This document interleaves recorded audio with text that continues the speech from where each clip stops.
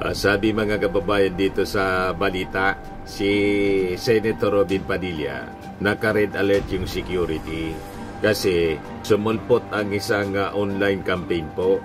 Online campaign na sunugin siya. Naka-red alert na daw mga kababayan yung security ni Robin Padilla matapos sumulpot ang online campaign para sunugin siya.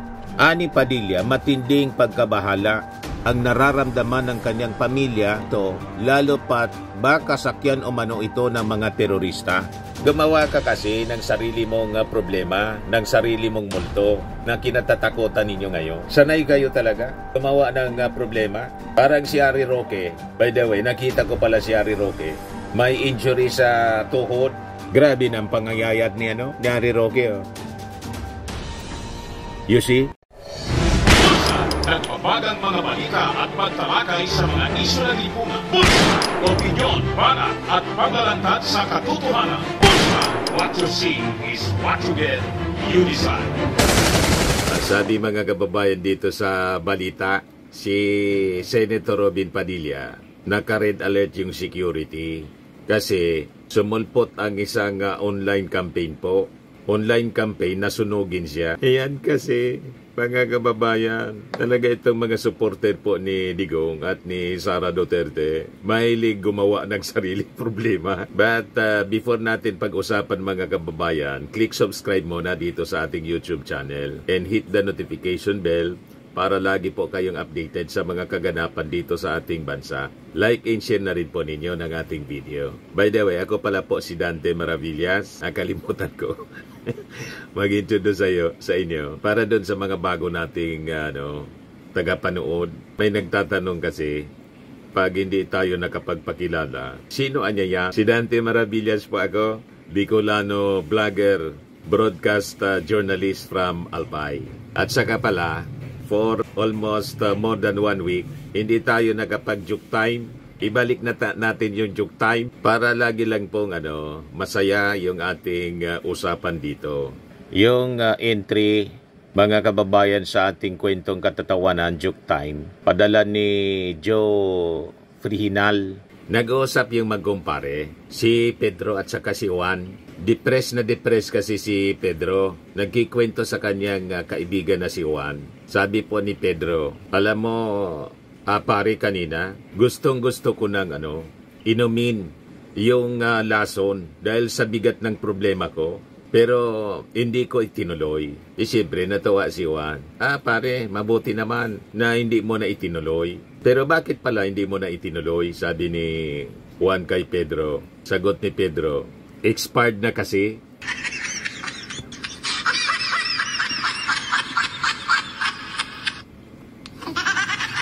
Expired na. Kaya di niya tinuloy yung pag-inom ng lason. Bote, expired na. Kasi di ba, pag expired na, baka malason siya. Di ba yung inumin? Pag expired na po yung inumin, nakakalason. May ganon. Anyway, kwento man lang po. Joke man lang. Wag tularan. Send mo na lang po, Mr. Joe Frihinal, yung GCash number mo. At kasama ka na rin sa monthly raffle. Pag nabunot yung pangalan mo, magbubunot pala ako ngayon. Nakalimutan ko. Nang sa monthly sa June, month of June, nakalipas na eh. July 5 na ngayon. But anyway, abon na lang tayo. Pag nabunot yung pangalan, 5,000 pesos. Pag hindi po, kasama ka pa rin sa grand draw sa December, 10,000 pesos na. So ilagay natin itong pangalan mo. Sinulat ko na yung pangalan mo. Dito, ang dami na mga entries. So bubuno tayo mga kababayan ng sa monthly draw pala. Ito. Para makita ninyo. Kuha na tayo mga kababayan ng mananalo ng 5,000 pesos. Nahulog. Ay. Madali lang. Halo natin uli. Halo.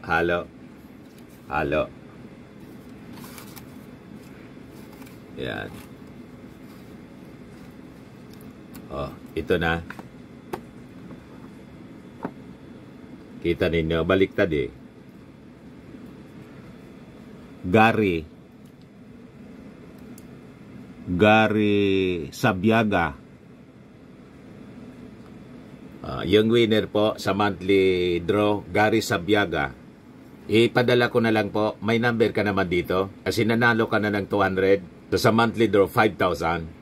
O ngayon, yung mga nanalo na ng 5,000, hindi na kayo kasali sa grand draw kasi nabunot na kayo. Sa grand draw po, ang mga qualified, yung mga hindi pa nabubunot para magkaroon kayo ng tsansa for the grand prize sa December po. Ayos. O yung mga gustong sumali sa ating kwentong katatawanan, basta ganun lang po. Dapat short lang, hindi bastos, hindi nakakadiri na kwento. At mga ilang lines lang, huwag yung masyadong mahaba, yung paligoy-ligoy na kwento, mga 2 to 3 liners lang. At siyempre dapat nakakatawa. Di ba? Kasi minsan yung mga entries na nababasa natin, kaya hindi ko na binabasa. Kasi corny, hindi man nakakatawa. Balikan natin yung kwento ni Robin Padilla. Gumawa siya ng sariling problema niya. Parang sabi, parang yung kwento, mga kababayan, itong tawan niyang ito, gumagawa ng sarili niyang multo na kanyang kinatatakutan. Yun mismo ang nangyari dito kay Senator Robin Padilla. Yan kasi, nasobrahan sa yabang, siya kasi yung siya yung nagsabi, kahit niya sunugin mo ako, sunugin man anya ninyo ako, doon sa hearing ng Senado mga kababayan, sa impeachment case ni Sara Duterte, kahit niya sunugin ninyo ako, mangangamoy akong Duterte. Imagine that, isa kang senador, na uupo na senator judge, pagkatapos ganyan ka umasta, ganyan ka magsalita, displaying partiality, which is a no-no sa ating mga senador. Kaya lang talaga pong sinalaula na nitong ilang mga senador, yung Senado as an institution. Nakakahiya talaga po. Kaya dapat never again, mga kababayan dito sa mga taong ito, kahit kababayan ko to si Robin Padilla. Taga Daet, Camarines Norte kasi sila. Yung tatay niya dating gobernador. Yan Seguridad ni Robin Padilla hinigpitan. Sabi dito sa report ng Abante News Online. Naka-red alert na daw mga kababayan yung security ni Robin Padilla matapos sumulpot ang online campaign para sunugin siya. Ani Padilla, matinding pagkabahala ang nararamdaman ng kanyang pamilya ito, lalo pat baka sakyan o mano ito ng mga terorista.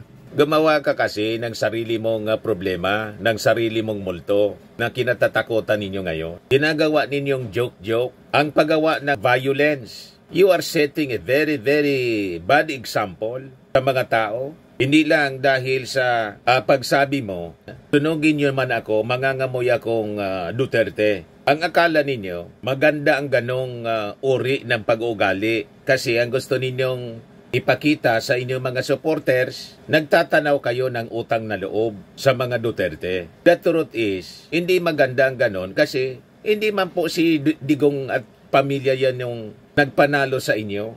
Ang nagpanalo sa inyo po, mamamayang Filipino, hindi ang pamilya Duterte. Ilan lang ba ang boto ni Digong? At ilan din ba ang mga DDS sa Pilipinas?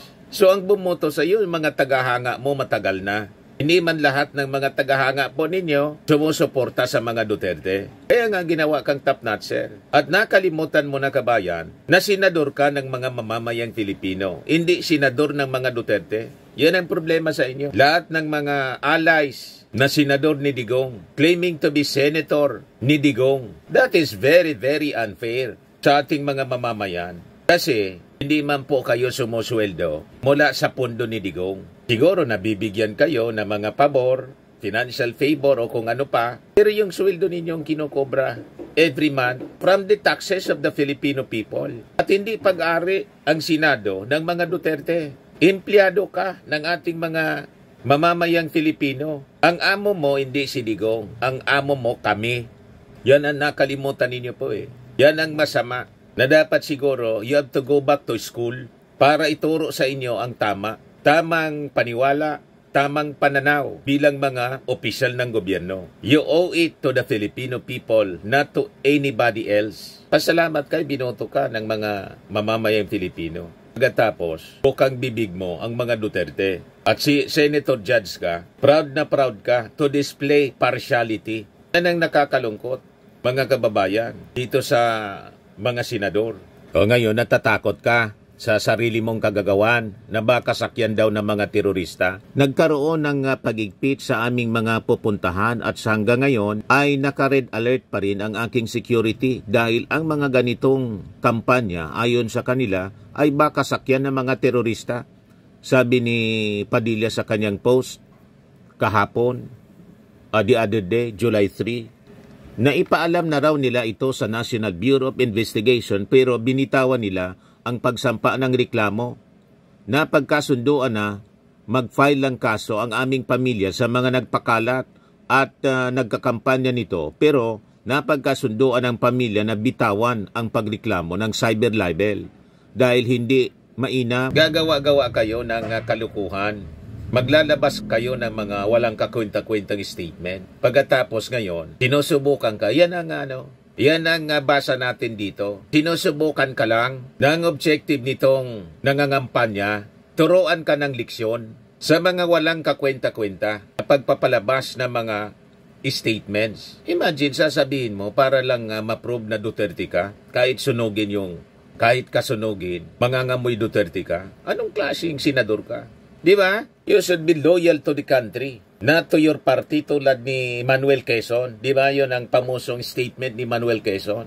Dapat yun ang modelo ng bawat politiko. Sabi ni Manuel Quezon, dating Pangulo, my loyalty to my party ends when my loyalty to my country begins. Wala ang loyalty ninyo sa mga Duterte. Hindi man po yung mga Duterte nagpapasweldo sa inyo. Ang nagpapasweldo sa inyo, mga mamamayang Filipino. Hindi man pag-aari ng mga Duterte ang Senado. Ang Senado, institusyon ng ating gobyerno. Pagkatapos umaasta kayo ng ganyan. O ngayon, gusto kang patulan ng ilang netizens. Aber nga, nangampanya sila. Sunugin ka. Ngayon, magre-react ka. Sasabihin mo, baka sakyan ng mga terorista. Malamang.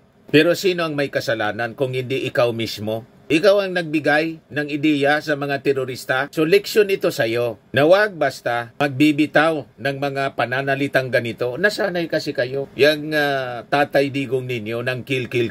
Ginagawa ninyo na joke ang mga pananalita na pwedeng mag-encourage ng violence. Iyan ang problema ninyo O ngayon, pinatulan ka ng mga netizens. Nagrereklamo ka ngayon. Sabi niya, hindi na daw siya magrereklamo ng cyber libel. Sa isang politikoan niya, hindi dapat na maging balat sibuyas. Lumabas ang mga event na sunugin si Robin Padilla sa Facebook matapos ang naging pahayag niya na mangangamoy Duterte raw siya kahit siya ay sunugin. So gusto lang i-prove siguro ng mga netizens kung talagang amoy Duterte ka.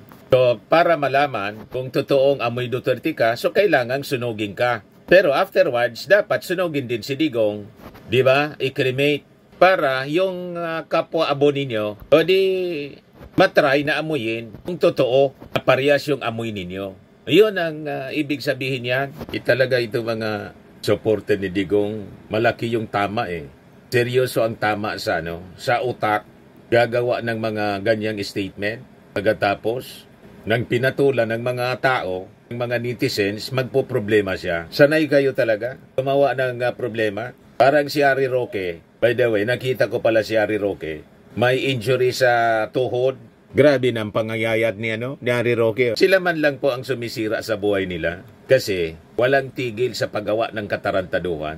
Tumigil kayo sa paggawa ng inyong mga nakagawian ninyong katarantaduhan. Mangagsisi kayo sa inyong mga kasalanan. Yun ang dapat na gawin ninyo. Kaya lang, wala eh. Ayaw paawat mga kababayan sa kanilang mga kalokohan. So yan ang inaabot ninyo. So, ito yung amo ni Robin Padilla. O sabi dito, ulat ni Amy Marcos sa pag-aresto kay Duterte, balak isumite sa ICC. Yan o. Target daw ng abogado ni dating Pangulong Rodrigo Duterte na isumite sa International Criminal Court ang committee report ni Senator Amy Marcos para patunayang illegal umano ang pag-aresto sa dating presidente. Mangkikamugtagi yung investigation. Wala mang katuturan. Malamang i-junk lang yun. Yung committee report, mga kababayan, itapon lang sa basurahan ng mga ICC judges. Irrelevant na niya ito. Paano anyang naging illegal yung pag-aresto? Na inaresto ng Interpol kung saan member ang Pilipinas, may obligation tayo sa lakas na warrant of arrest issued ng ICC mismo. Alangan mang kontrahin nila yung sarili nila, yung mga taga-ICC, ICC judges. Di ba? Common sense. Yung mga argumento ninyo na kinidnap. Napakalabo na argumento. Pero siyempre, si Kaufman, papatulan yan. Anything na makakatulong sa kanyang kliyente na si Digong, papatulan ni Kaufman kasi sumusweldo siya. Milyon. Dapat na laging may mga statements.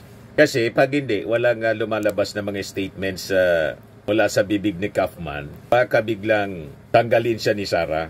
Ano niyang ginagawa mo? Wala ka man lang niya sinasabi. At least sa propaganda. Di ba? Tapos ito pa yung balita. Kaufman denies Duterte link to missing drug war evidence. Pala 6 DOJ clarification. In an interview in The Hague, Kaufman denied the former president had anything to do with destruction of evidence related to the controversial anti-drug campaign. What I do know is what my client, Mr. Duterte, had nothing to do with destroying any evidence, sabi ni Kaufman. Ang pagsiraan niya na mga ebidensya is a criminal offense. It was not done. It was not done at his request or on behalf of him. Let me make that very clear, sabi ni Kaufman. Ngayon, ininga ng reaction si Jose Claire Castro sa naging pahayag ni Kaufman. Sabi ni Jose Castro, so, if that's what he knows, then so be it. Yun siguro yung kwento sa kanya. Kaya yun lang din ang lalabas sa kanyang mga pananalita. Siyempre, kung anong pinifeed sa kanya, yun lang ang sasabihin ni Kaufman din. Inapakalinaw po. Yung statement kasi yon ni Boying Rimulya, DOJ Secretary. Yung mga ebidensya, sinira ng previous administration. Yung mga involved na mga pulis, sinira yung mga ebidensya. Yun ang rason, sabi sa kwento ni Boying Rimulya, kung bakit hindi na pinurso. Imbes sana dito mag-file. Kaya napasama tuloy. Imbes na dito mag-file ng kaso laban kay Digong at mga kasabwat niya, nag-file na lang po sa ICC. Kaya sabi nga natin, kung bakit si Digong ay nasa ICC, siya man lang po ang may gawa. Kung hindi sana nasira, hindi sinira ang mga ebidensya at hindi nawalan ng tiwala sa justice system noong panahon niya ang mga kapamilya ng biktima, mga biktima, di sana wala siyang kaso sa ICC. Tama pa? Ngayon yung mga argumento po ng mga abogado ni Digong na dapat dito pinasuhan, itry, bakit daw sa ICC pa? Kayo yung may kagagawan yan eh. Dahil sa inyong kaiiwas na mapanagot dito, ayan, pinasuhan kayo sa ICC. The rest is history.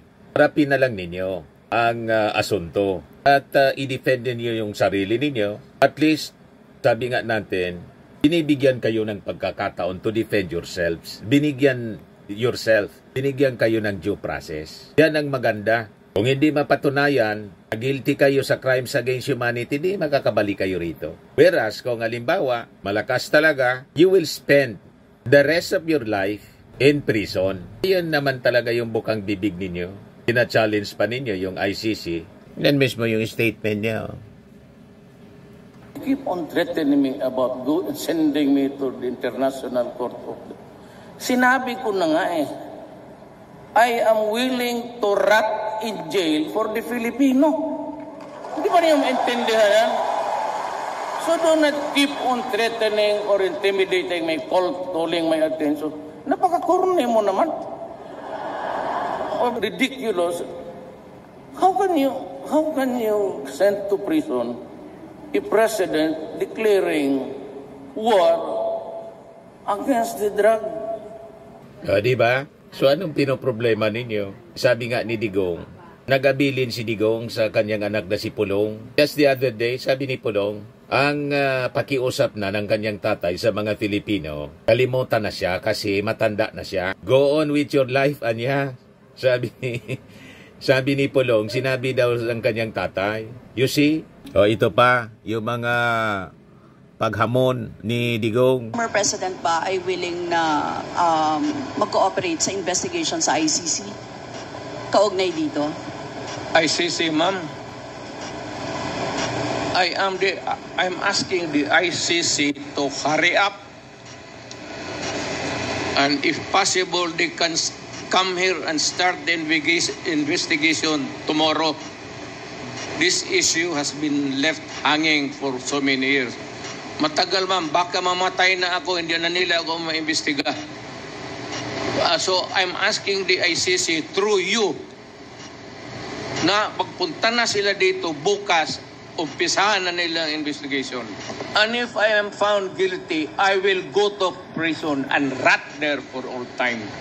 So malinaw. So bakit pa kayo sigaw ng sigaw? Bakit ba kayo sigaw ng sigaw na bring him home? Gusto niyang mabulok na mismo doon. Siya nga hindi nagpo-problema sa sarili niya. Kayo pa, nagpo-problema. Hindi niya problema. Sabi niya, matanda na ako. Kalimutan na ninyo ako. Sabi mismo ni Pulong. Yun daw yung sabi ng kanyang tatay. So ano pa? Ito naman po, Firmax Firming and Lifting Cream. Pinapahid po sa mga pulses in affected area. Mainam po sa paninigas ng mga kaso-kasuan. Ito naman po, Automax Radiant Serum. Sa mukha naman yung application. Anti-aging po siya. You will look 10 years younger than your age. Sa mga cancer patients naman po, baka lang gusto ninyo itong itry. Nengxia Red Mix Fruit Drink. Hindi mo po siya gamot, food supplement siya. Kaya lang, gawa siya mga kababayan sa goji berry. Yung goji berry may anti-cancer properties. O ngayon, yung mga inquiries ninyo, dumiritso na lang kayo sa aming messenger sa Facebook para masagot namin agad. Ayos pa? Ayos na ayos niya, Mr. Maravilla.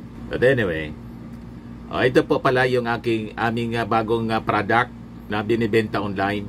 I am worldwide amazing pure organic barley powdered drink mix from Australia.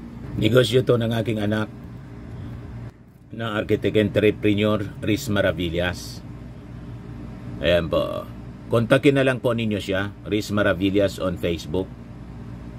Ang mga health benefits niya, boost immunity, improves digestion, enhance energy levels, packed with antioxidants, prevent cancer. Sa mga nagana po ng malinis and spacious fitness gym, pumunta lang po kayo sa aming Colossal Fitness Gym. May Grab car rental din po kami. Ito naman po yung bago naming product na binibenta online. Eye Glow Serum, whitening po siya. Tingnan ninyo yung epekto sa aking anak na architect before and now. Yung mga inquiries po ninyo, dumiretso na lang kayo sa kanyang Facebook account, Riz Maravillas.